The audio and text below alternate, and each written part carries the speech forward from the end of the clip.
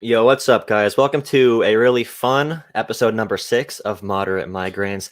I am joined today by the famous around central Pennsylvania, where I'm from, Hobart News.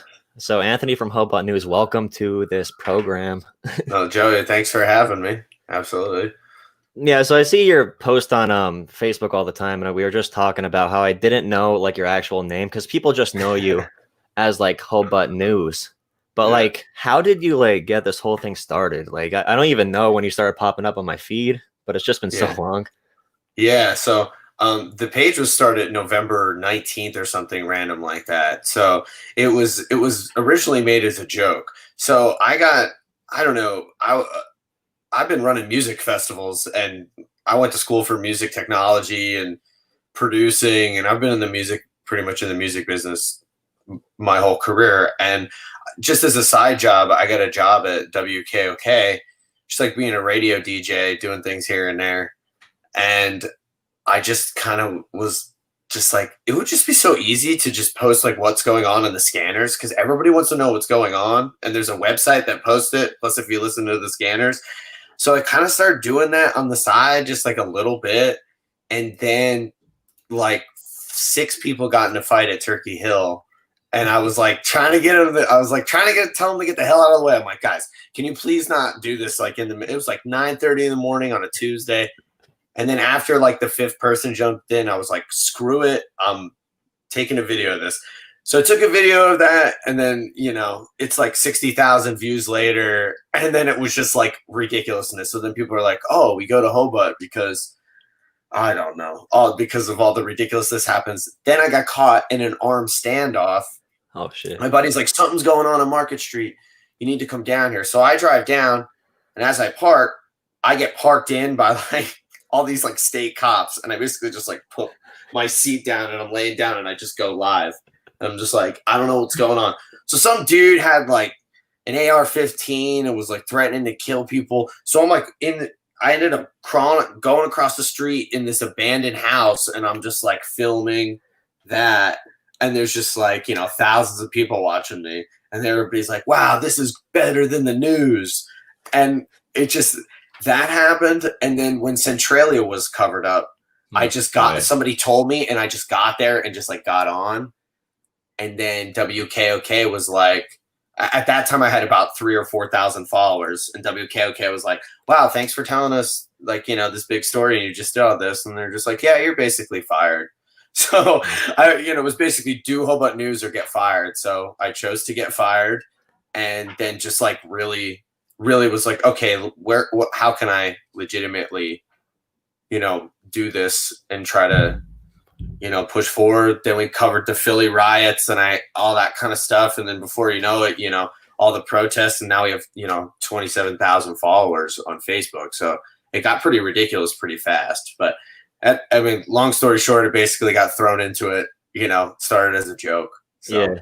I love how freaking Shamokin that is. That's like cooler than Shamokin though. Like the armed standoff thing, just like being there and then going into an abandoned house.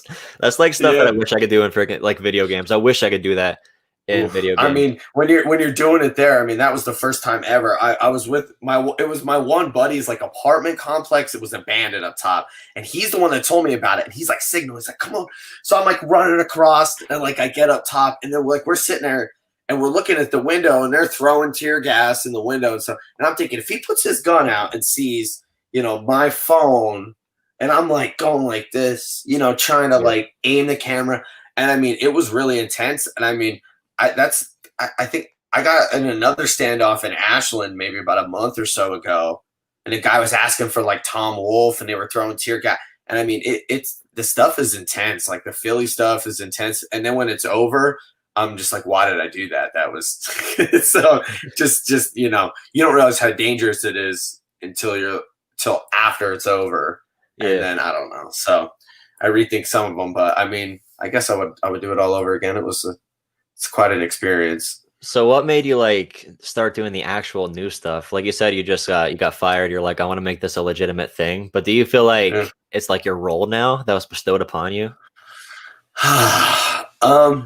I do say this to everybody. I mean, I work my whole life to be a musician and do all these things. I run a festival. really successful. We actually sold out for like an 8th consecutive time and all this kind of stuff. And we have about like 2,500 followers on Facebook, our festival, and 4,000 likes on like my band. And like I've played on the Warped Tour, and I've done like toured all over the country. I've done some like really cool stuff. And like Hobart has been 10, 15 times the recognition in such a small amount of time. So, I mean, everywhere I go, people are like, oh, it's Hobart. And I saw somebody post the other day, they were like, oh my God, there's like Hobart in the flesh. I was like at Walmart, and someone took a picture of me at the Elizabethville Walmart and like posted it. And it's very strange. But yeah, at first, when the first Facebook stuff started happening and they were starting to ban me or restrict me, and I was just kind of like, well, you know, whatever, it was a good run. And then just the support was so ridiculous. So many people just being like, I rely on you for, you know, my news. And then now it's become like a rallying where now I'm working even harder to try to do everything the right way, which is really tough because I can't sit here and say I know what I'm doing. Because I don't. You know what I mean? Like, you can't say you're doing something for 9-10 months and be like, yeah, I got it down to a science. I mean, we're basically on the verge of being unpublished on Facebook. So, you know, I don't know what's going to happen with that. Yeah. So what's going on with the Facebook stuff? Like, when did that start? How is it developing?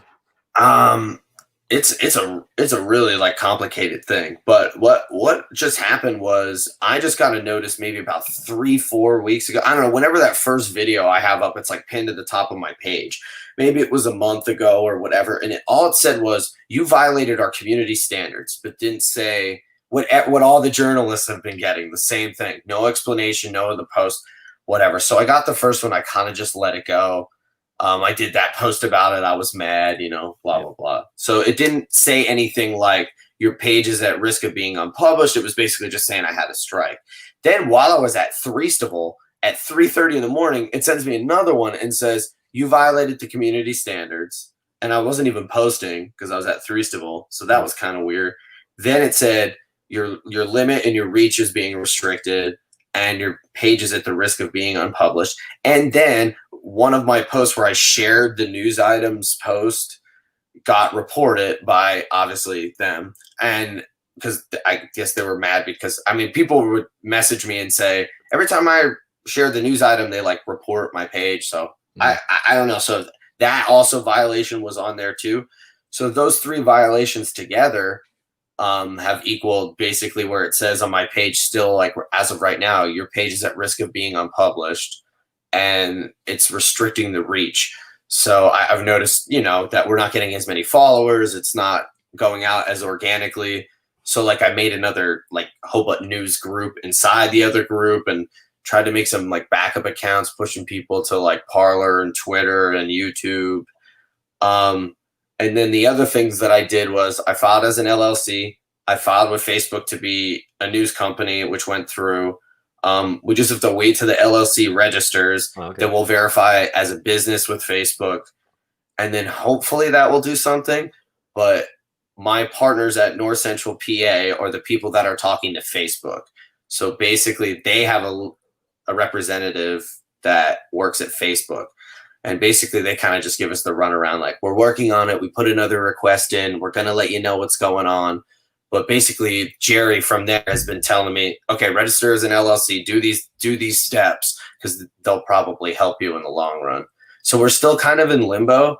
I just want to get rid of those Facebook restrictions, and then I'll feel much better. But it's just like how everything else has been going on. Just feels like Facebook's giving the runaround to everybody. So yeah, that stuff is pretty trash, especially like I could see if a page is literally just posting false stuff. Like if they're literally making stuff up and they have like 30,000 people, like I could get community violations for that. But yeah, even on YouTube without violations, they said in their algorithm, I'm sure Facebook has done this as well, they want to lead people to more authoritative resources. So like after my video, it'll never recommend anyone that's like me. It'll recommend CNN. It'll recommend MSNBC. And I think that's not good to assign that to corporations, because like for example, when the war in Iraq was firing up in the early 2000s, like if I reported on it to say that they were lying about like WMDs overseas or whatever, I would have been false news and I would have been banned. And now we find out that's true. So I think it's a really thin line to walk before, like, Yeah. what's false information versus what is censoring independent, like, information centers. So that seems to be sort of what you're dealing with. So I can see it working if you could get verified, like you were saying, as a business. Yeah. I mean, I still don't know if, what that means, because if you do one more like community standard violation, quote Yeah. unquote, I think we're restricted for a year on our page reach. I don't know if you can post. I mean, I don't know. I get different things from everybody, so I'm not really sure. So it is very frustrating. And I've noticed that even on YouTube, on any outlet, if I'm watching, like, even when I watched your video, when you interview with Joe Jorgensen and Vermin Supreme and like all that, underneath it was Tucker Carlson, Oh and yeah. like that was right underneath it. Like, no, I listen to Tim Pool or like whatever. It's always the same thing. It's Tim Pool, and then Tucker Carlson's always right underneath it. And it's not like he's bad, but it's just, yeah, it's the promotion of just the two sides, and it just always seems just a little bit fishy when it's like, I know I didn't do anything and you're not telling me why. And then it's just like, as we put these inquiries in, and as I'm supposed to do this and that, and following all the rules and doing everything, it's just like no one can explain why we have these community violations and what we can do so that they don't happen again. Because I mean, I'm trying to play by the rules. I'm not trying to be this like rogue, crazy conspiracy doing all this crazy stuff, because I'm just getting into things. So I'm just trying to take things as, as legitimate as I can and as unbiased as I can, because I don't like really any political party, because I don't know enough about all of them. I'm just like recently looking back into like Obama's presidency and seeing different things that he did and actually looking at things for what they are. So it's hard for me to say like, oh, Eileen, you should vote for Biden or Trump or Joe Jorgensen or whatever. So people that are in my position, why don't we get a fair shake instead of these people that are just like Biden, Trump, and just Yeah. riding our country into the ground, because that's what's happening. If you can't see it now, knowing that the two choices that are the realistic choices, I mean, they're both terrible. Sorry, you know what I mean? Sorry to anybody that gets offended about that, but if you think either of them two are the answer for this country, I mean, that's what's wrong with our country. Yeah, and there's no reason I should be getting Tucker Carlson underneath my underneath my videos. There's So zero yes, reason. But yeah. yeah, what you're saying about like the media and like the algorithms in general and political discourse is so difficult because both sides say the other side doesn't allow free speech, and then by nature, like Facebook and YouTube, they don't let actual opinions get on there. So people are led to media corporations who are owned by people who own corporations. So those media corporations get us to like argue Hmm. over stuff that shouldn't even matter. So we don't pay attention to like what their other companies are doing. And like my Facebook experience, my YouTube experience is going to be so much different from yours is. Like we're not even like when we say words, we're not even on the same like field right now. Like if we're having like an actual discussion, like most often people are like when they hear different words like capitalism or socialism, everyone has a different view of what those words mean. But you said you don't Absolutely. like news at all. So your goal is literally just to put news on there, right? You aren't giving any opinion when you do this. Yeah. I mean, I rather just give information and let people just argue, because people are going Yeah. to argue no matter what. And I do have opinions about certain things, and I have Mhm. opinions about Trump and Biden and all that kind of stuff, but I don't really say much because it's just not really worth it. You're just going to isolate people and it's just, for me, like I don't feel decisive enough about, when I just kind of think they both kind of suck a little bit, for the most Mhm. part. So it's just like I could say bad stuff about both of them, so it's hard to just, I don't know. I just feel like that's what it is. Even if you turn on ABC, like my parents watch ABC every night, and it's just David Muir. He looks like a funeral director, and he's just like, Trump is so bad, and let's watch again how bad Trump is. And then if you flip on Fox News, it's just like the Democrats are at it again. Look what they did this time, and it's just like, how can you?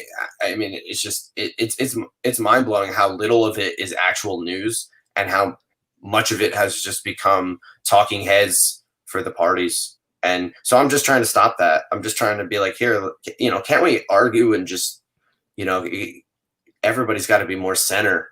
The more left and right people go, the less chance we have for this country to get better. Yeah, definitely. And it's like they call it tribalism because people just fall into it's like sports teams. Like, oh Mm, no, like I was a Steeler. I don't pay attention to football anymore just because I like yeah. lost interest in watching professional sports altogether because I think they don't play as hard as college kids. I watch college sports only. I mean, NBA is the Fair only thing on enough. right now, so it's the only really the only Oh no, option. wait, no, baseball's on. I was just watching Okay, baseball. So yeah, I'm a it big is on. sports guy. I watch everything. Honestly, I don't just I love it all. I'm a numbers guy. I love seeing numbers, stats. Oh I'm yeah, all into definitely. that. So yeah, yeah. Yeah, that's why I base all my opinions off. And then it's annoying with regular political discourse because I'm looking at a bunch of stats to come to my conclusions, and then I'll see I disagree with both Republicans and Democrats. They'll be saying some stuff that has nothing to do with anything. Like there's certain numbers I look at to come to my conclusions, and it is frustrating seeing the media landscape right now. But you're moving on to YouTube, and it's just Hobot News on there, right? Yeah, yeah. Basically any live video, any videos that I'm doing, I'm posting on YouTube, and then basically my Parler and Twitter are just the text formats when there's that news going out, and then I'll post those things to Facebook, and that's basically what my operation has been on those four platforms. I mean, I just wish YouTube had more of like a newsfeed type of thing, and I mean, I Mhm. know it kind of does, but it's not very prominent when No, that sucks. yeah, exactly. So that's my only gripe with YouTube. I like everything else about it, but I'm also not at the point where like we have enough subscribers, but I don't have enough people ever. My whole base is on Facebook. So that's Mhm. why I'm at such a risk is I have 27,000 people and I can post and say, hey, go to my YouTube, but we got a 1.5 thousand over there. So you just Yeah, drop 26,000 people, 25,000 people, and I know there'll be people that'll look for me, but it's kind of the only problem with everything is whether liberal or conservative. Facebook kind of controls. Facebook's almost its own government and like political engine entity that operates above the law with section like 230. They can pretty much do whatever they want, and if people they hire tend to be liberal, they're going to pull down conservative stuff, and and that's going to shape how everybody looks at things, and it's just crazy the state that media is and news is in now, and like how, like I said, how divisive and how just little news is actually put forth. So, and like I said, I don't care what they say. The community standards things, the way they can't, the reason they can't give me an answer is because they're doing the same thing they're doing to everybody else, and it's just a way to suppress, free thinking and all that. And it's just like yeah. as I say that, am I going to open up my Facebook and they're like banned? You know what I mean? Like you think about it. I thought about it right before I said it, and that's like the first stop to like taking away free speech. Like, oh, am I afraid to say this on a podcast because Facebook is just going to ban me and then just take away my business that I built, you know, Yeah. unfortunately on their platform. And obviously I owe their platform for my following, but I also did some work as well. I feel like it was a Yeah. little bit. Yeah, it is really interesting. And like the stuff you post compared to what I see on some pages, dude, like people will literally just post made up stuff and you're literally just putting the news out there, which is cool. It's just information, like you said. People could just go in the comments and argue however they want. And Mm-hmm. yeah, so the thing that sucks with like, well, were you getting like on Facebook? I don't know how it works. Can you do like ads on there or doesn't it work that way? I'm like monetized, but basically the way it works for monetization for me is if I'm doing a video and over 300 people are watching, I can hit a little money icon and it'll show an ad and I can control ads. And Mm, that's really all. And then also we have like the supporter badges where you can do like almost like the Twitch subscription where it's like $5 and people get like access. But I pretty much tell people instead of doing that, we just do like our website, like our donation center, because yeah, that's better. that goes directly to me. Like, why give money to Facebook? They don't need any more. But Yeah, I it's mean, like a 70-30 cut. yeah, I haven't done like the video where I've done the ad. Like I have it on there, but I feel like it's pretty cheap if I'm like at a fire or like at something thing and be like brought to you by Mr. Clean. You're like, hang on a second, everybody, while I make $12. And I think it's Yeah. kind of cheap. So I don't know. You can control the ads and like control like blocks and things, but I haven't really delved into it yet.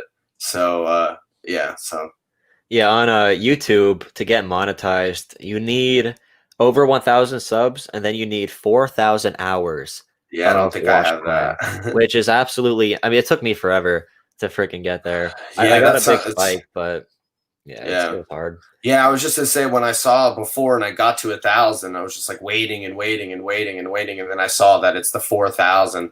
So I Yeah, mean, that's crazy. that's got to. How long did that take you? Did that take you almost a year or like Um, months? I probably started this channel in June, and I got monetized in May, so about Yeah, 10 months. Yeah, and that was yeah. That's after all the debates and stuff were happening for the hmm Democrats, which really boosted up my channel a lot. And yeah, it's starting to get back up again. I just started again because I took a little bit of a break from it. But yeah, yeah, I recommend to I know you're not in this to get super monetized really quick, but just keeping up on it. And you do that. Like the more you post on YouTube, the more the yeah. algorithm will be like nice to your channel. Are you ever considering doing a podcast or something like that? I actually, if you look at the beginning of the Hobart stuff on YouTube, I actually did like Really? 9 podcasts, Really? but they did horribly. So, I mean, I had like, I mean, they didn't do horrible, but we were just nobody was on YouTube. Like, we weren't being threatened to be taken off Facebook, so everybody was just on our Facebook, and I was kind of just doing that YouTube as a podcast only thing for fun, Mhm. and like I had like my one buddy that's like in the band and like runs the company, our music company with me on, and then I had like some like local radio legend. I had like a couple local business owners, but I mean they were getting 60, 70, 100 views. So I was just like, I'll just stick to the news because I don't feel like I'm a very good podcast host. I'm no Joe Rogan. So Yeah. I feel like Joe Rogan. I would be better to either do this, be a guest, have someone that already has like subjects put in place. I just don't know if I'm a good podcast host, but I mean, it's definitely a something that I would be interested in. I'm interested in expanding whatever way because there's always the risk of Facebook taking something down, and you know, my whole life I've tried to make my own money and be my own boss, and Mhm. I've had everyday jobs, and I'm sure I might have one again someday, but I try to be able to do whatever I can to um, so if they shut me down on Facebook, I'll figure it out on a different outlet. Just keep working hard. Yeah, but there's a fun fact, by the way, I was gonna say about media companies. There's only, I think, I was gonna try to Google it, but I didn't. There's only five media Yeah, I companies. was gonna say there's only 4 or 5. I Yeah, knew four or that, and they're five. I all forget what they yep. call it, but they control literally everything. And you could see certain companies own far left and far right sources. So these news sites are literally just to generate revenue, and they're trying to hmm control as much of the marketplace as possible. And to do that, let's just do conservative stuff because people want to Yep. be they want us to get on our knees for them or give them what they want. You know what I mean?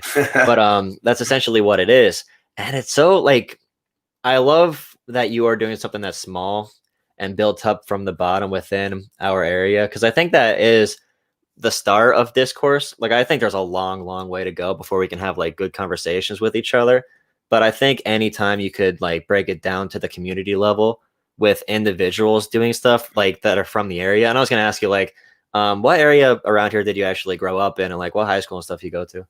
I actually I grew up on West Arch Street in Cole Township, so like out by the Shamokin High School until I Okay. was about 10. Then my parents moved out to like Trevenant Road, so that's where they still live out there. So then that was Cole Township, and then I mean I bounced around. I went to Penn State, or I went to Shamokin, graduated from Shamokin. I went to Penn State main campus. Then I moved to Stroudsburg. Then I moved to Philly. Then I moved to Lancaster, and then I moved back. I don't know, all different places. But then now I'm back in Shamokin, so here I am. So I'm a real Hobart. It's not fake.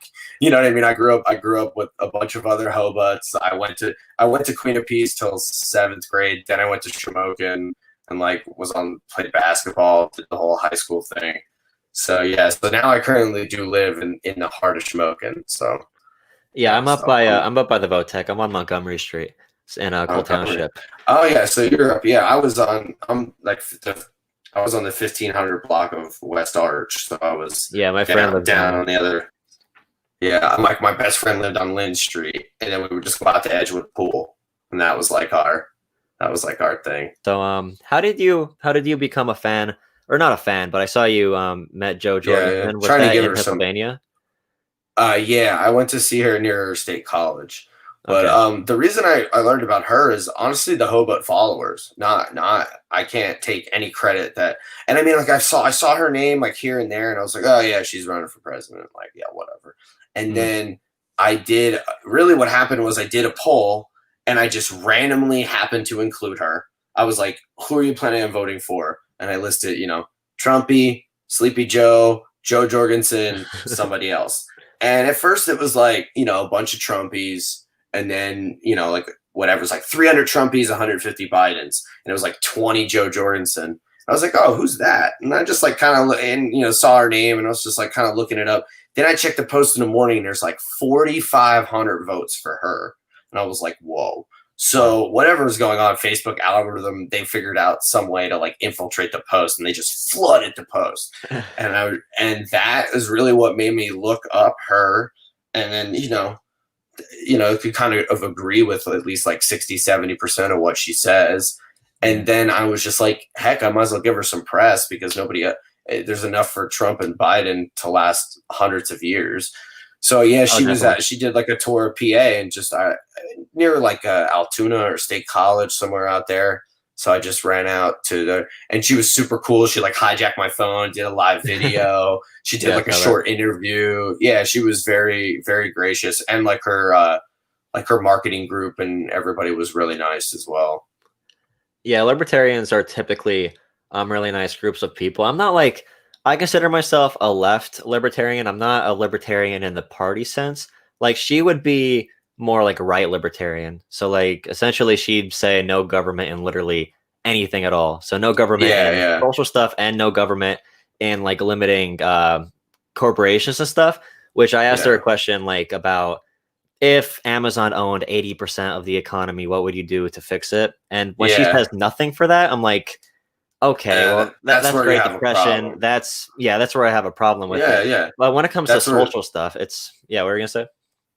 No, I was just gonna say, I mean, you're just creating I don't like the free market works to a certain degree, but then when you're letting somebody like saying, oh, like, well, McDonald's will just produce 75% of our food from now on. And it's just like, yeah, that's probably not a good idea to be eating those cheeseburgers every day.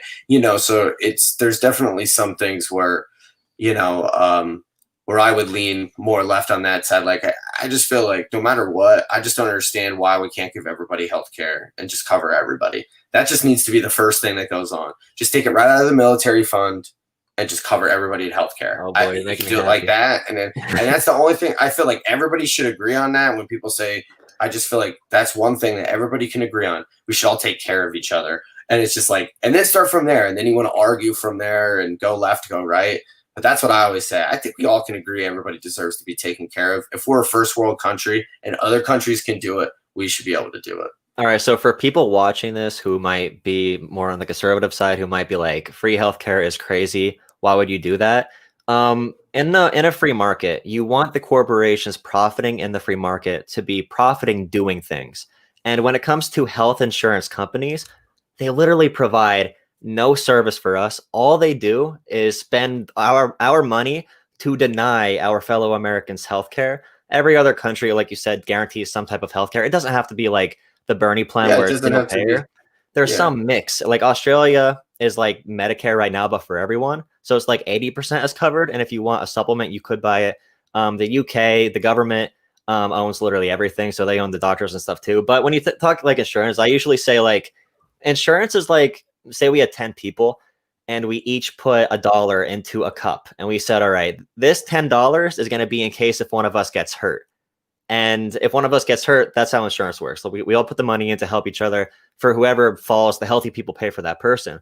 A private insurance company, which is what we have in the US, like imagine a guy coming in like, hey, I'll hold the cup for you, like of the $10 we put in. And he says, all right, so in return for holding this cup, I'm going to take $9 out. Yeah. But they take like $4 out. I think it's much better for all of us to put our money in that cup and just use our own money to benefit our own people, not corporations that are going to spend our money denying other people treatment. So that's my little healthcare thing. And you could debate. You don't need to do the full socialist plan. There's a lot of ways to do it, but I'm happy that You said that because I mean that just makes me I mean, happy. I have to say, I was in a really bad car accident when I was 18 years old, Mhm. and it was like $300,000 for the canceled life flight, the telephone pole. I mean, like I fell asleep at the wheel, took out a telephone pole. It was ridiculous. Now, if I didn't have health insurance, I would still be in debt. I wouldn't be doing what I was doing now. I wouldn't have got the recovery that I needed.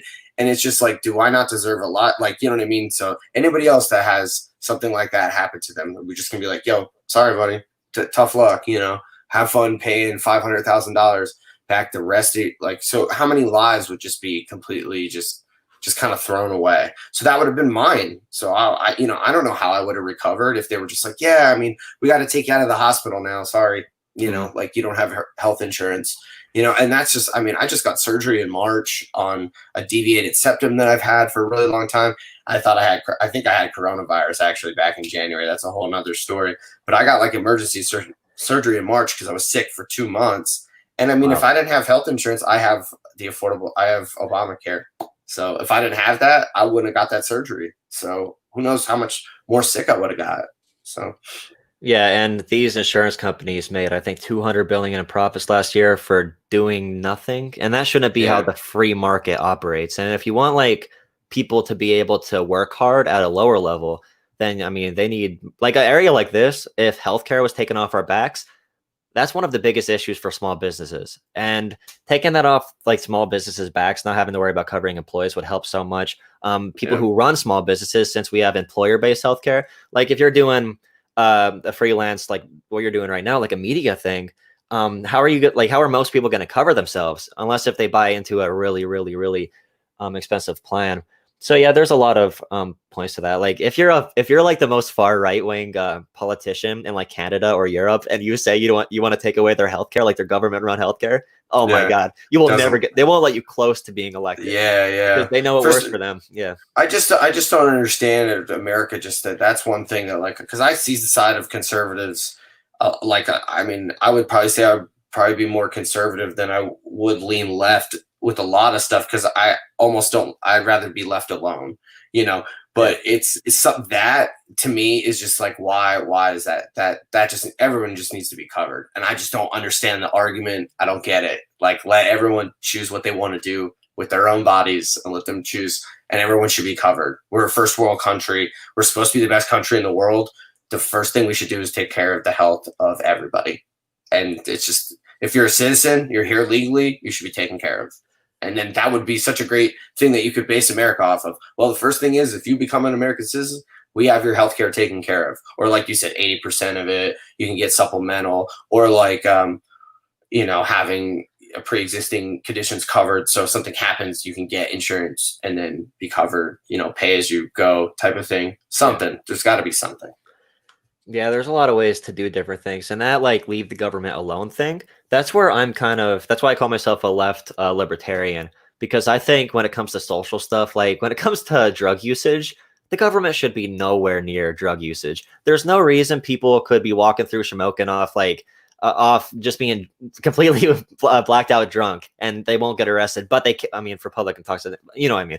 But Yeah, but if you're high, then they like yeah. scientific studies have said weed is better for you than alcohol. Like if we replaced every like alcoholic with with like potheads, I think we'd have a much better society. And why are we limiting people from doing things that causes zero harm to other people Mhm. as a government? Like I think that's crazy.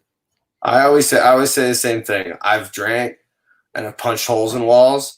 I've never smoked and punched a hole in a wall or punched a hole in somebody's face. I mean, I can think of the last time that I drank liquor, I got in a fight, and it's just like it was a really long time ago, but it's just it just brings out, it does definitely, liquor definitely brings out the worst in you. And something like, I don't know how, I'm the stat's going to be wrong, but I was thinking, when coronavirus hit and there's like 35 or 31 states that are operating with marijuana as a necessity, and Oh then we yeah. have like I think 1 million people in prison for pot violations. It's just like when that happened, they should have let all those people out immediately. Yeah. Sorry, none of those people. So you're telling me in 35 states these people are just fine, and in some of those states like PA, there's people in jail while the government is selling pot, and just being like, no, that was 5 years ago, so you're no good now, but we're gonna make money while you spend 20 years in prison. And it's just like,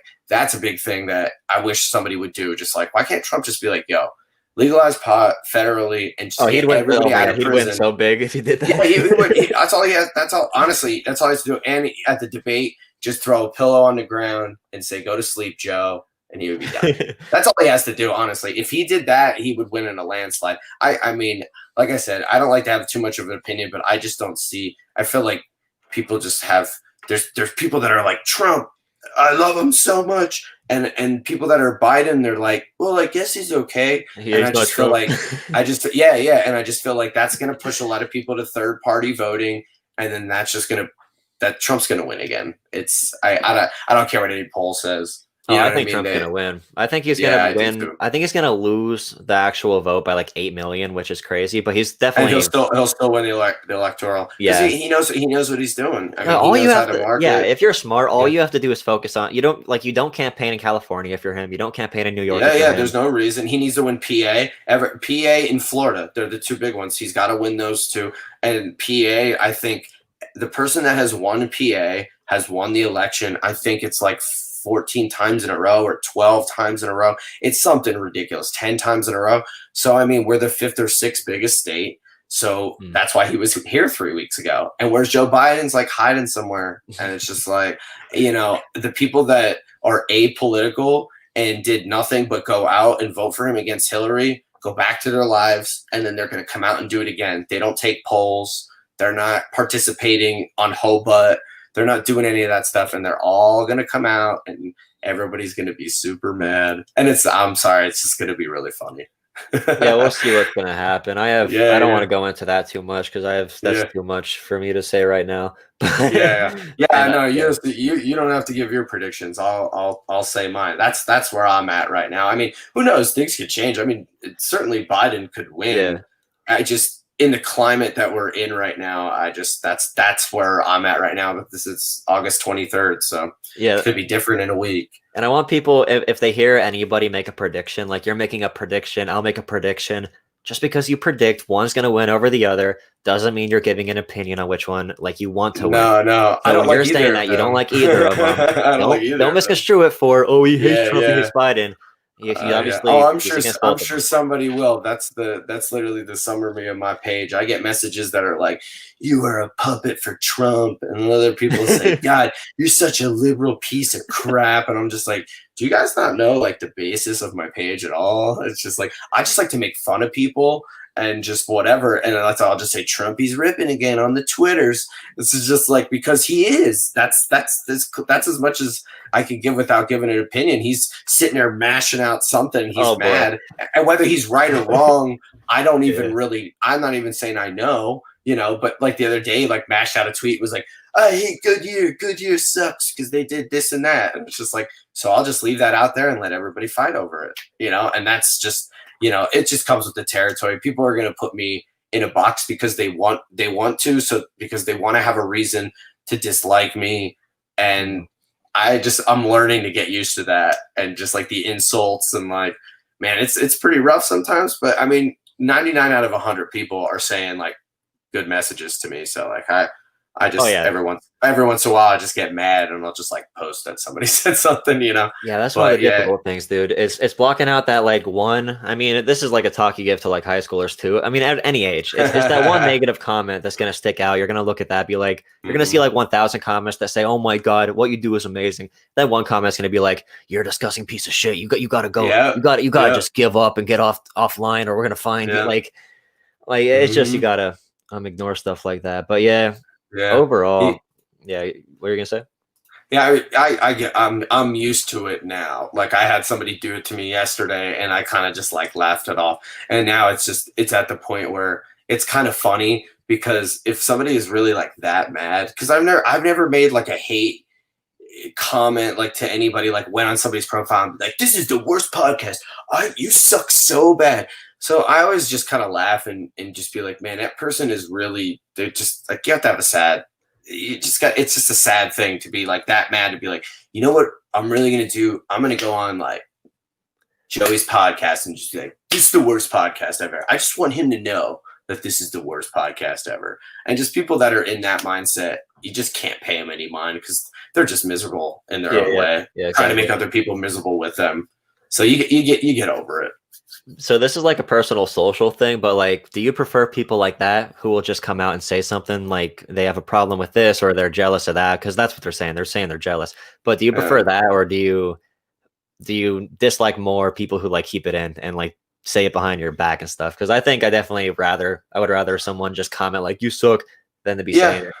Yeah, I agree. I mean, this always goes back to like my relationships with people and girls and just everything in general. Like I'm a very direct person. I try to be as honest as I possibly can because, you know, it's just something that I try to do. So it kind of is annoying, like when people are just passively trying to like just like take you down, or just passively will just be like, oh, like that Hoba, he's doing like some good things, and then when I'm not around, it's just like, yeah, but he's really annoying and I hate his beard, you know, or like whatever. And I feel like more people are like that than obviously are like direct to your face. And honestly, I've learned a lot from people telling me I suck, because they'll be like, you suck because of this. And honestly, sometimes 5% of it is correct.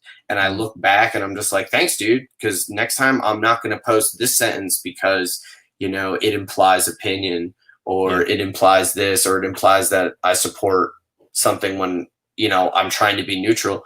So I prefer that. Like now, like I said, it rolls off my back a little bit easier. So like, are you ever worried if like someday you would start a podcast or something like that that isn't completely news based, and you're not just going around recording stuff? Are you ever worried that people are just gonna like shut their brains off like they tend to do if they hear you give your opinion on something? Are you ever worried about that, or do you think it's just something that comes with the territory?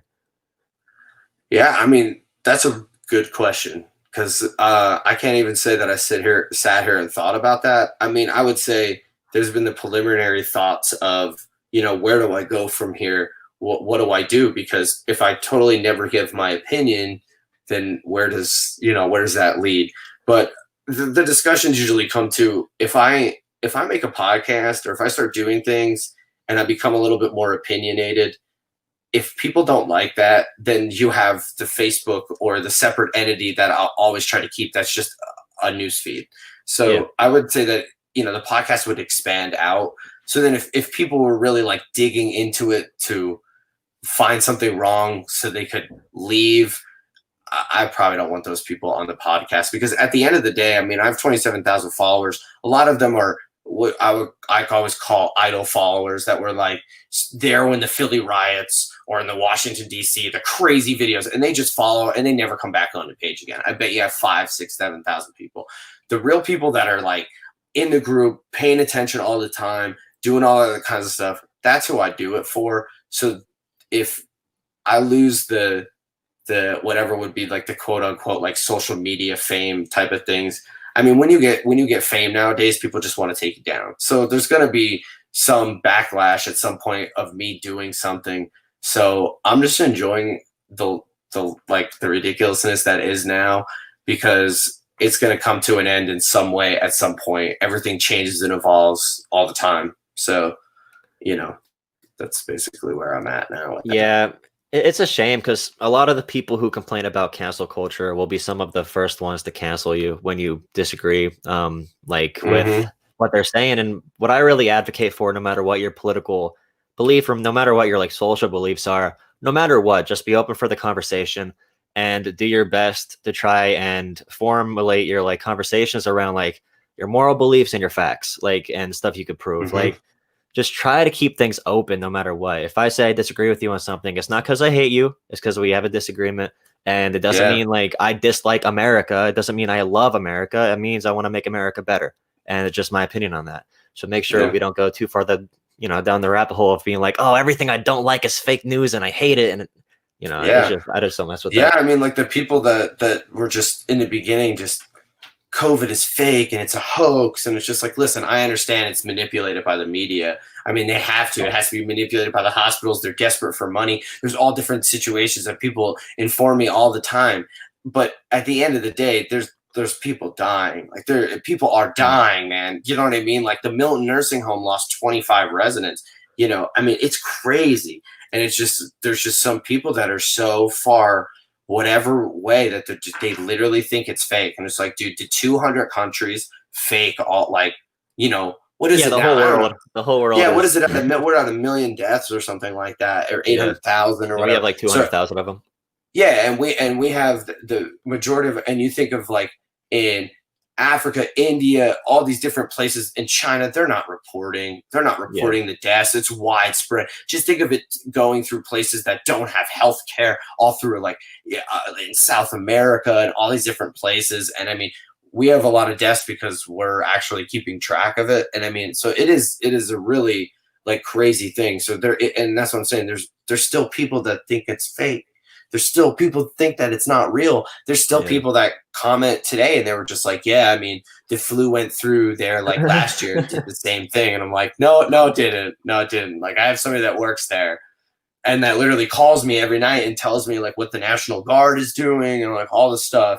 Yeah. And I don't post any of it. It's just good that it's just, but this stuff doesn't happen. These things aren't happening. These things didn't happen last year, you know? So yeah, I'm happy that people around here don't believe it in one sense, because that means it never got here. Like if it did get here and people believed it, then people would be dying. So it's like, would I rather people be like ignorant about it, or would I rather more people dying? And we could definitely compare it to like Europe right now. They're definitely like, we could trust like the UK and France and them to report their stuff.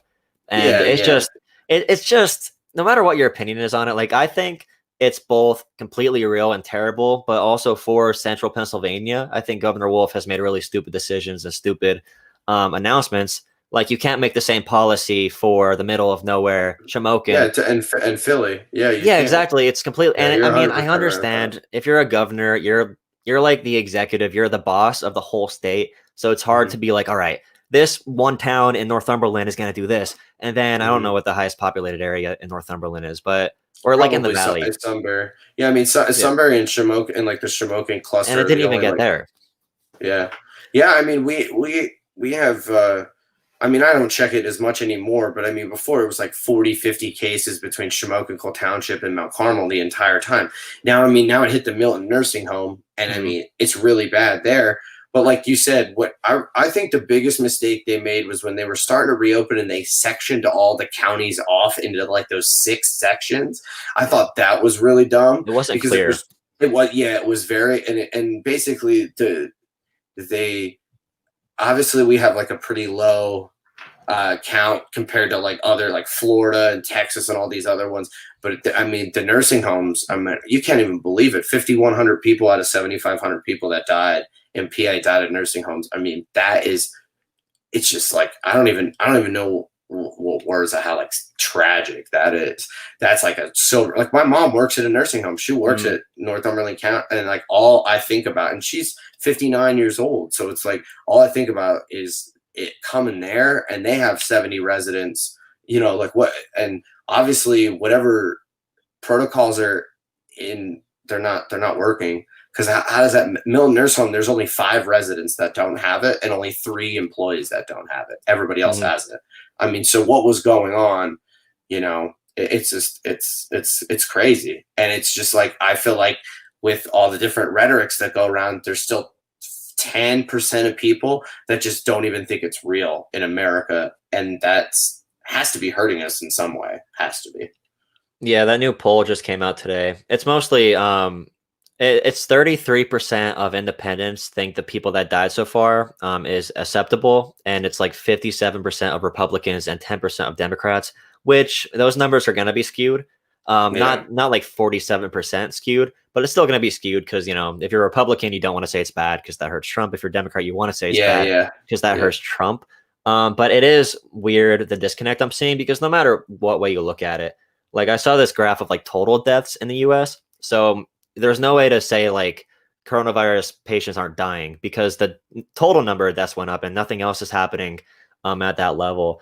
So we know those numbers are correct around the nation, and it is old people and whatever. But when you have something, even if it might have the same death rate as the flu, but if literally the whole country could get the flu then that would kill more people than if if 100,000 people got Ebola, for example. Like, because viruses that don't kill as much have more of a chance to spread. So it's going to end Yeah. up more people. Because if you have, if 1% of people die and everyone gets it, more people are going to die than if it has 0.2% chance, or it has 5% chance of dying and half the people get it or whatever. So I think it's interesting how our conversations are shaped. But again, Wolf, I'm not a fan. Like green, yellow, red. If you have a color green, in my opinion, it should mean go. And if green Yeah. isn't go, you should make like yellow that, like yellow what green is. You know what I mean? I think it's a psychological thing. It's a Yeah. psychological thing to be like, look at everything's good. It's green. We're in the green phase, but green phase means we're running at 25% capacity for restaurants. For my music venue, like the venue we used, it probably hosts 1,500 people. Yeah. And we're running at a 250 gathering because that's what Governor Wolf said. So we only sold 210 tickets, 40 staff, 40 with the bands, in and out every day.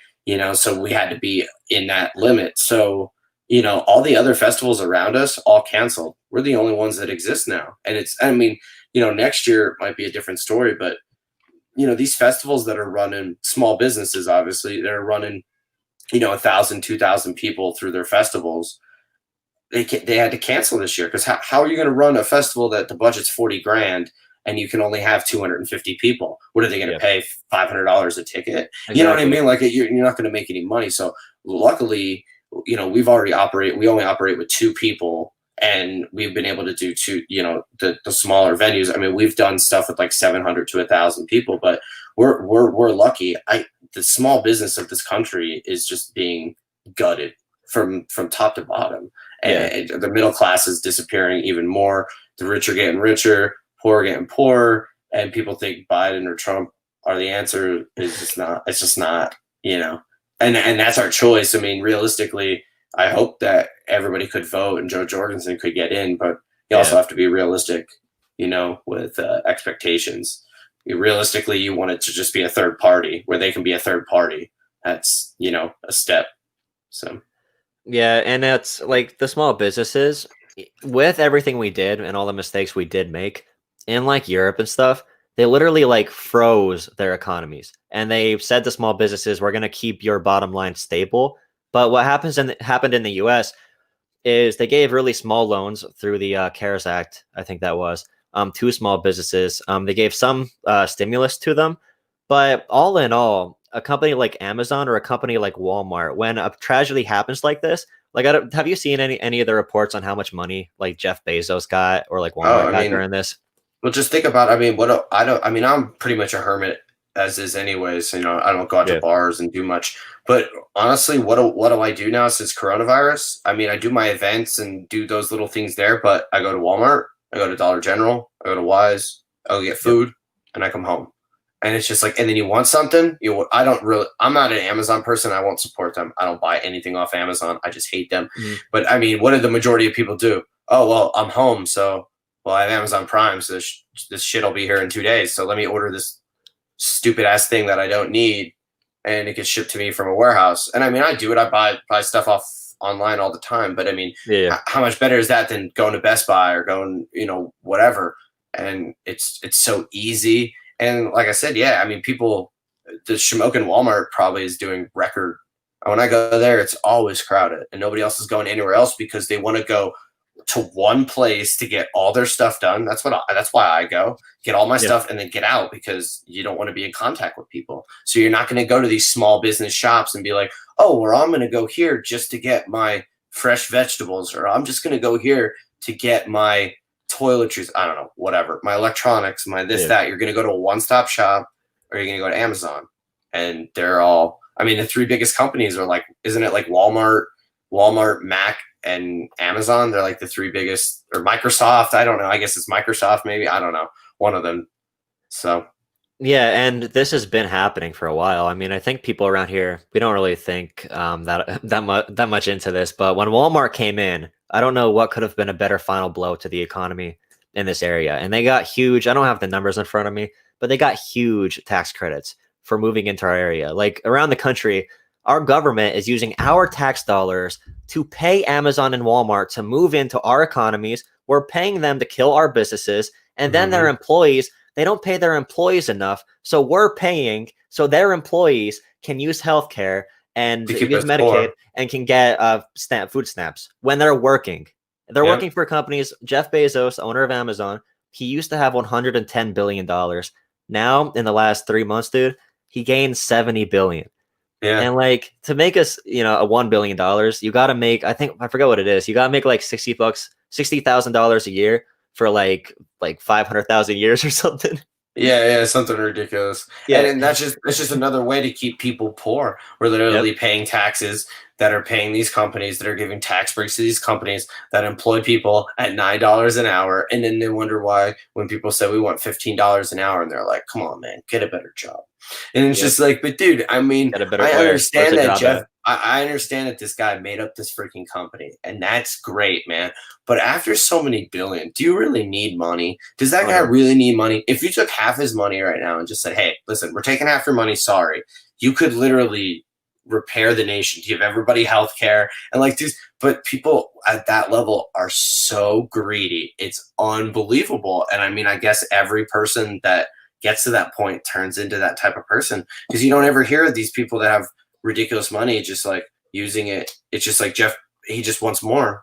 It's just like he has 800 billion, he wants 900 billion. He has a trillion, he wants 1.5 trillion because Yeah. it's all and it's all like liquid assets and they're buying stuff and it's just it's unbelievable. And all that's going to do is, look up any fall of any country over the years. Yeah. When the poor get too poor and the rich get too rich and the people spill out into the streets and start rioting and protesting and start burning stuff down, it's Yeah. exactly what happens. And I'm not saying we're in the downfall of America because that's like super alarmist. Yeah. But I think we're witnessing the cracks of our capitalist society, definitely, and that is exposed by the coronavirus. The cracks in the USA. Yeah, it all got, and once automation comes in and wipes out tons of workers too, is the government going to support those people, or are we just going to say get a job somewhere? Like it doesn't No. work like that. And even like in local economies and stuff, if a new business opens and becomes successful, like we celebrate that a lot around here, and it's great to see new businesses open.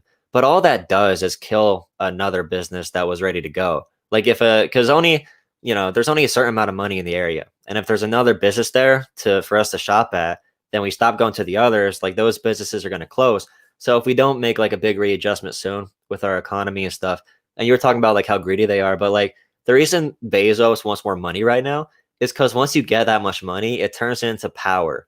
Like it turns into influence. Like he's going to be at the point where he can literally buy a country soon. And I think that's one of the greatest threats to American freedom there is if like, because we don't like us, no matter what we do, unless if we got a huge platform, like what kind of role can we play if we're not giving billions to politicians and stuff? And I talk about this a lot. And if I say something to try to fix it, I get like the old, you're a socialist. I'm like, but Yeah. like there are certain prescriptions for the sickness we have right now. And if we're not going to take those pills, like we're never going to get better, in my opinion. Like it's just like you said, it comes to a point where too many have too little and too little have too many. And it just usually doesn't go good. And this area is gonna be one of the first to go because of there's no money Oh, here. absolutely. I mean, I watched it. I've literally watched this. I mean, when this is back in my day, but like we had a J.C. Penney, the Vicky Theater. I saw Batman 1 and like Barney live at the Vicky Theater. So that's how old I am. But I mean, I would go downtown, go out to Edgewood Pool. I was a member there, go out to Nature Trail, hang out all the time. And I just remember like maybe about 5-6 years ago when I first moved into this house and it was pitch black and it was like 2 a.m. and I just like went outside and there was just this shirtless dude on meth, just sweating profusely. And he was just like, it was like he was just unpredictable. And I was like sitting in my car. I got in my car and I was just like freaking out a little bit. And I was just like, wow, that was the first time that I ever felt unsafe on the street. And then I remember a week later, somebody got stabbed at the G Lounge in the Fifth Ward in the neck on the bar stool. And I was like, yo, what is happening to my town? And then I realized that, they're advertising for cheap housing in the city. So then bad people that want to push drugs from the city are moving in here, and they're mixing with the already like redneck people that either don't like them or mixing and doing their drugs with them, and then creating this ridiculous just deterioration of the area. And I mean, it's like a little city now. We're like a little Reading, and it's just like it's not even race related, because like it's not even race related. It's just we're getting the worst because we're one of the cheapest areas to live. We're just getting the worst people that know and say, well, I know that, and so I can live in Reading or Philly, or I can push drugs in Shamokin where there's 2 cops, and they're not going to do shit. And I see the scanners, I see the calls, and I mean, there's times where there's people saying to me, this guy's dealing drugs in a corner, this is doing that, and the cops can't do anything because I don't think we have cops. We have like 1 cop on duty at night. So what is he going to do when there's 50 drug deals going down in the 5th ward? And I mean, or is that guy going to go and live in Philly and worry about 1,000 cops driving around and probably actually going to get arrested because they're looking for you? Or here, where small town cops can't handle it, and hence the deterioration of Shamokin. Why Dunkin' Donuts is now famous, because that's like the things we're famous for, all the worst things, Yeah. So. Yeah, all that stuff you brought up, and you made a good point there. Like, it's nothing to do with race. It has to do with poverty. Like, because I study all this stuff, the numbers for the poorest areas in New York and Baltimore and LA, the poorest places there are going to have the same crime rates. They're going to have the same poverty issues, the same drug pushing issues. And that's because when you grow up in an environment, it's your only way out.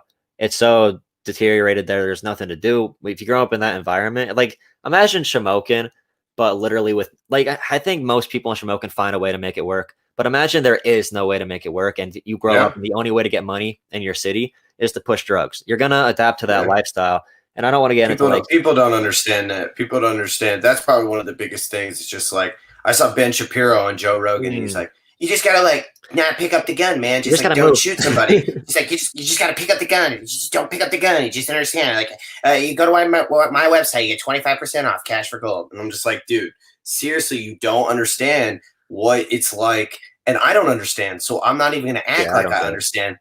I played a show. I'll never forget. I played a show in Delaware once at the Queen. It was like this place called the Queen in Wilmington, Delaware. And they're like trying to revive like Main Street and bring back music. And we played this big bougie show with this band from Chicago and all this kind of stuff. And we're feeling all bougie. And we walk outside, and literally my buddy's girlfriend is like standing on the street, and her eyes are just like this. And I'm like, well, what's wrong?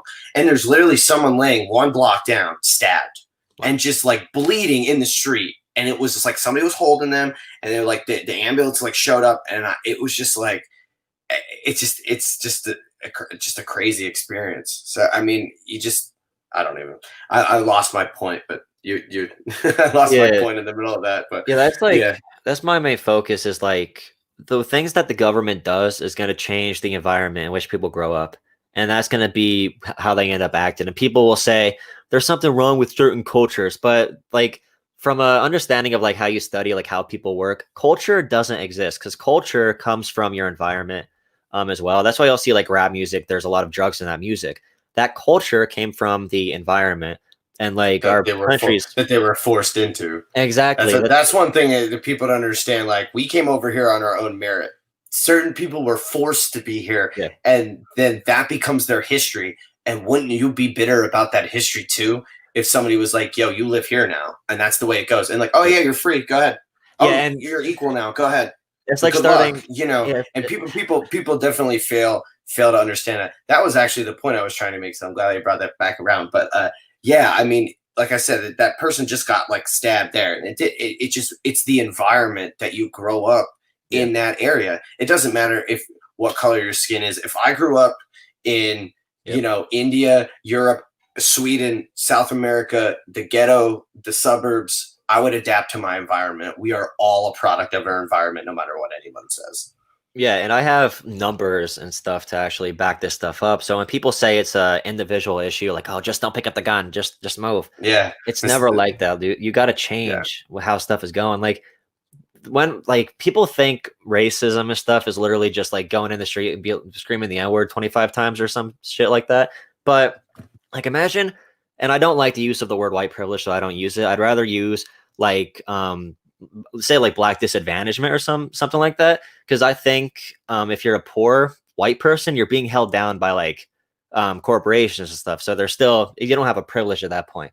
But like Yeah. imagine you're racing somebody, all right?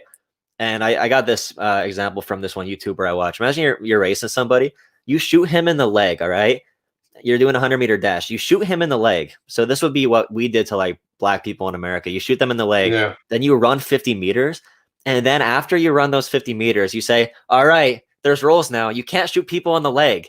It doesn't matter if you take rules away. It matters if you Yeah. restore what you took away with those rules when you do it. And that's like where people miss it. And they like, I'm not for direct like cash payments to anybody. I think you have to fix like the systems, environments people like live in. But that's why we start that conversation. Because if you don't fix that, if you don't fix it for our community, even like we have 99% white people here. If you don't fix it for our community, we're going to go down that way.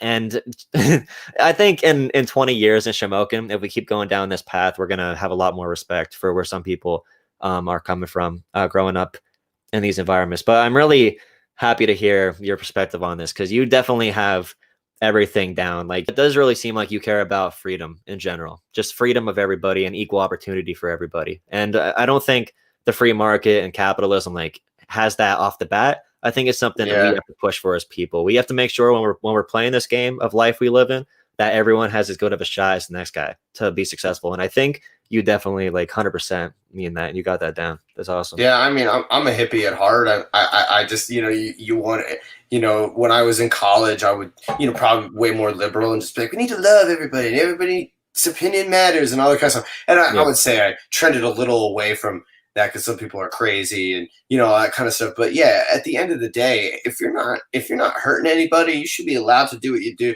and everybody should be treated as equal as possible. And it's just, I mean, there's differences with everybody, but like everybody can get along at least to some degree and be able to. It's just the extremist people just need to calm down a little bit, because, like you said, capitalism maybe in its most purest form is great for America, but that's not always how it's going to be implemented. It's never going to be same thing with socialism, all that stuff. It's never democracy. It's never going to be implemented perfect. Evil people are going to come in and try to scoop that up and take money and take this portion out. And that's just, the parts that I'm seeing where I just try to point that out or look at that rather than look at left or right. It's more about freedom of the passage of information and the freedom to make your decisions, and like you were saying. So yeah, and you're advocating for like make everyone equal and have an equal chance to succeed. And I'm sure someone's going to comment on this like, oh, you're a commie or something. Yeah, I'm a commie or a socialist or some apologist for Black Lives Matter or something. I've gotten that a bunch of times because I cover a bunch of their stuff. But I cover both sides. I try to, you know what I mean? It's up to you to decide. Like, if you think this is ridiculous or the other one's ridiculous, I mean, it's up to you. But, I mean, you have to just look at it. I mean, the loudest voices on each side are also the craziest people. So most people are really in the middle, but we have to make that normal. I just feel like people are just like, you have to really love Biden or you have to really, really love Trump. You can never be. It needs to be normal to be in the middle more instead of being so extreme on one side, because I just feel like I get too much stuff where it's like, you got to agree with everything Trump says and that's the way it goes, or you got to get Trump out at any cost and that's the way it goes. And there's just too much of that. And there just needs to be more discussion and research and stop the misinformation. But it's also tough when you get crap from CNN and Fox News constantly. Yep. So, and yeah, when you do that, if I say, oh, Democrats are right all the time or Republicans are right all the time, then that basically gives them free range to do whatever they want to say whatever they want. Yeah. Yep. And that's why I got pissed off at like Trump for like lying to the people around here about coal. Cause like there's this stat or whatever, like most people working in coal were employed like the 1920s to the 1950s and stuff. And now coal production is actually at its highest, but there's no more coal jobs because all the coal jobs are done by robots now. So like coal never left, but the economy did leave coal. So when he said, I'm going to bring coal back to our area, just knowing all the stuff I've studied and like what I've seen with the actual economy right now, I'm like, dude, like if you're going to run in PA, please don't lie to our people about this thing that could never happen. Because I know people around here see coal as their heritage. They love where they came from. Like people around here really want to get back to when Shamokin and the coal region was so good. But you look West Virginia up through central PA, Western New York and Ohio. There's a bunch of old coal towns and a bunch of old steel towns that are just not what they used to be. And that's for a reason, because the people who owned the coal companies, made our jobs for robots and then took all the money they made from us and left. And like, we're just sitting here now, like, what do we do next? But that's all Trump has to do is he just has to say buzzwords. He can just say, I'm going to bring back coal. And then that gets him. And Biden can say that gets him. Yeah. That gets him 8,000 votes in Shamokin. I mean, it's all buzzwords, and just, he says the same thing over. He says, every time he says the word China virus, he's doing it on purpose. He's looking at his thing and he's like, and at the spread of the China virus. And he almost like looks for a reaction.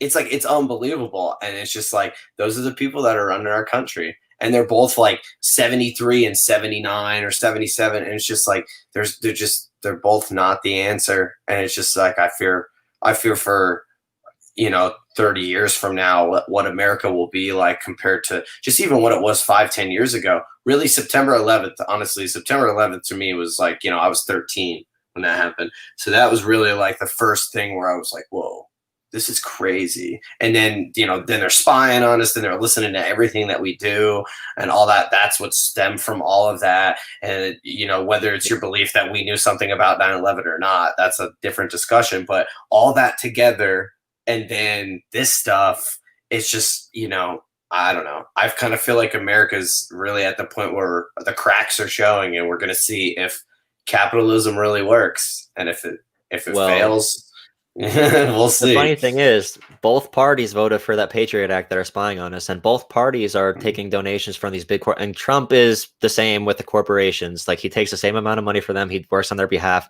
Like, his tax plan is the reason Amazon and Walmart are paying nothing in taxes. Like, and exactly, people are going to be like, oh, Trump is bad, Biden's bad, but the whole system is messed up. And honestly, dude, like, you are proof that you don't need to go to college for this stuff to understand it. You don't need to have complex theory and terms to understand. Oh my God, absolutely not. Yeah, I went to, right? Yeah, I went to school for music technology, and I mean, honestly, even at WKOK, I used to get in arguments with my boss all the time. It'd be like, I'd have the scanner on, and I'd be sitting at the desk, and then you'd hear a scanner call, fire, first arm, blah, blah, blah. And I'd be like, should I go? Should I go there? And he'd be like, no, just like call the county dispatch and just like write down what they say. And I'm just like, but so then it's going to be in like, it's when the fire's over. So when they're done with everything, so 6 hours later. So it really, my journalism skills were just like, people want to see what's going on right now. So if I just go to the fire and put my camera, and it's just like, here, this is what's going on, and not even offering commentary because I don't want to. And like, that's all of my journalism skills. So that's honestly why I think I get some criticism too. Because in reality, am I really doing anything other than just listening to the scanner and getting to the place where it's happening, or knowing of an event and just showing what's happening? But because the media is so skewed and so far whatever way, people are desperate for anything. And that is where I guess where I filled the void. Because, if I went and had all this like journalistic stuff, would I just be like CNN? Would I just be writing these like ridiculous reports? Yeah, you know what I mean? Would I just be right? I just came in there with a fresh perspective, just being like, hey, this scanner says there's a fire in 4th Street. So I'm just going to go there and see what's going on. Or it says there's a car accident, or it says there's a Black Lives Matter protest in Washington, D.C. Well, let's go check out and see what's happening. And then, then the National Guard shows up and they're shooting tear gas by me, and, all that stuff. So, I mean, that obviously helps, but it's just trying to give people, I don't know, it's almost like a perspective into my life. And then people are sending me messages saying this is where you should go, check this out. And it's just like giving a window into the like real world and traveling around and just trying to be like, yo, this is what's going on. And I mean, that's my journalistic experience. That's it. I have nothing else, so. Yeah. And that's awesome that you were basically doing what they wanted you to do. And then when you finally decided to do it, they didn't like it, and it was successful. People wanted to see what you like. I talk to people who I'm trying to work with all the time from school, and they're saying like, we need to tell people about the intersectional, galactic, gender equality, racial spectrum. And I'm like, dude, just say things how people understand them. You don't need to use Yeah. your degree and try to act like, you're a big boy because you know how to say big words. Yeah, Just yeah, say it to because you've been people. able to regurgitate. I mean, let's all be realistic with each other. I went to college. I mean, you party and you pretty much party and you do your absolute minimum to get through class, and everything that I learned, even like music wise and like all that kind of stuff. I learned that all by trial and error, by running my own festivals, by mixing my own band's albums, by doing all those things. You learn everything like on the ground. You learn 10% of what I used, I learned in college, and Oh I yeah. mean, I was on a dean's list. I mean, I had great GPA. I was like third in my class at Penn State, or I'm sorry, when I graduated Shamokin. Like, I was all in this being studious and all stuff, but I would say 80% of my classes in college were not even related to music. It's like Spanish, psychology, history, anthropology. Like, why am I taking this shit if I'm like going to school for music technology? But then I got for one of my final semester, I had to speak for 8 minutes in Spanish. It's like, what was the point of that? And I put so much effort into that, and I only spoke for like 2.5 minutes, and thankfully still passed. But I mean, it was just like that was what my graduation was riding on, not like making a CD or like producing something or doing something art related. It was literally my Spanish 3 class. So that's the problem I feel like with college is it needs to be, you need to pick what you're doing, go to a trade school, do something. Because if you don't know what you're doing, I mean, that was $100,000 that I wasted that I'll pay until Yep. probably I'm dead. You know, 30 Yeah. years, 40 years. I And think that's an American thing, It's only Mhm. here where you get that much debt from going to school. Like other countries, I wouldn't agree with you, I guess, if it was like, all right, you can go to school and get no debt at all, and tax dollars will pay for everyone to be smarter or whatever, and you have to take social sciences and all that stuff. But especially right now when tuition is so much, and you see like how much of a scam it is now when all these schools are moving online and they're keeping their tuition the same. They're And exactly the same. So you're not yeah, paying for facilities, food, nothing. no. It's yeah. And then right now, so my cousin goes to Susquehanna. They won't let him leave campus now. Oh They like yeah. because they got some kids back, and then of course a couple kids get COVID or whatever's going on, like Bucknell, people are getting COVID, Bloomsburg.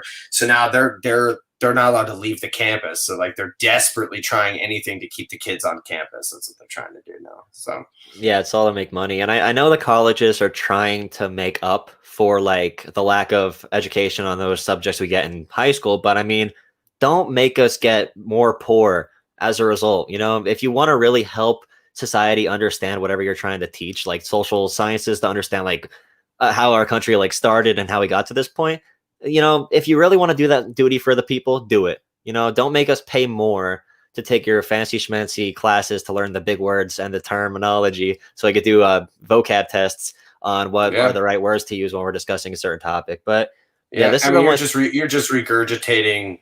It's just regurgitating knowledge that just isn't. I don't. What have you remember? What have I remembered from college that I remember a teacher saying me use this program, and like but like actually in a book, like reading. What do I, retain that I use? Nothing. Really, nothing. yeah, exactly. And yep, the way you're doing it is great now. And this is like what, an hour and something. So I'm gonna probably wrap it up.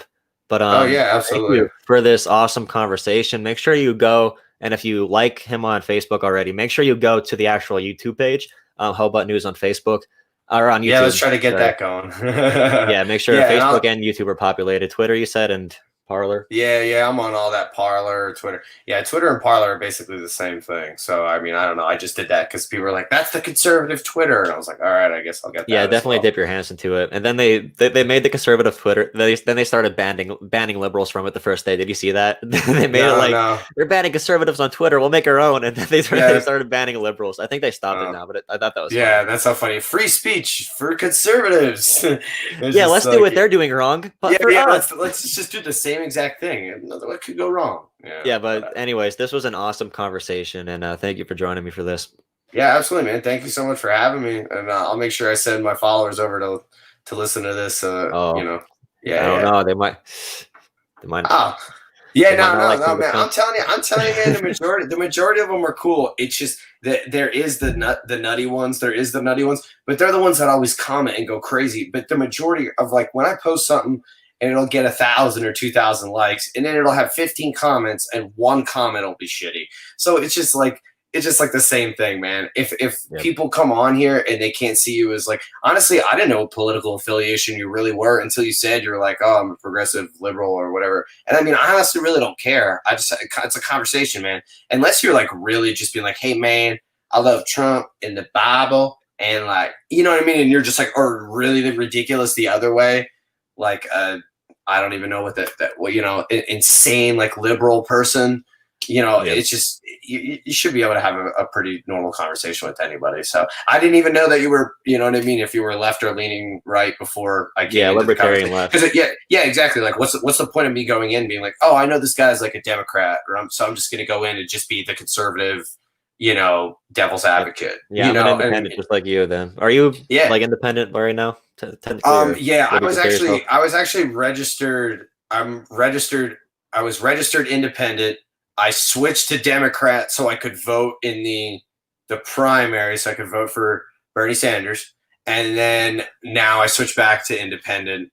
So but either way, for the president, you can vote either way. But yeah, now I'm back to independent. So I'm either Green Party or Libertarian. I can't remember what I switched to, but I always do that. I always switch back, so then I can vote in one of the primaries as an independent, whichever one I feel like is obviously the one that's not the president, the party Yeah, that's in yeah, charge. definitely. If you're So gonna vote third party, definitely libertarians are closer to hitting 5%, and that'll help them yeah, get federal funding. So yep. And then I don't think JoJo's getting on the debate stage, but we have to no. get her. Is it 5% of the vote? Is that what she That'll get needs? you if she gets that in the national election, so in November, Yeah. then the libertarians will be registered as a major party, and they'll get Okay. like funding for that. So Yeah. that's what So they're then, trying to hit. yeah, I would hope that we could do that. Yeah, like everything JoJo said, like I pretty much could agree with every. She has some good stuff. So let her, give her a chance. She would destroy. She would destroy any of them on stage. It would be awesome. Well, she It's can like actually that. talk, unlike the other two. Yeah. Yeah, yeah, very true. Very true. Well, I'm sure that's going to be the debates. I'm sure going to be, oh man. I was thinking like to do a side by side podcast of just like making fun of them, like while they're going, because Yeah. you would just have unlimited material. Unlimited material. Yeah, you need to do that on Twitch, by the way, because YouTube will shut you Yeah. down. Twitch, you could do like anything, by the way. Yeah, yeah. If you have a chance to get noticed. that build up. I have like a Twitch, but I just Oh, okay. follow people, but I don't really like do anything on it. But yeah, it seems like you can get away with anything on Twitch. There's like people just streaming like South Park episodes like 24/7. So they really seem like they don't moderate anything. Oh yeah, no, it's awesome there. But yeah, so I'm Yeah. gonna press the end button here. So goodbye, people.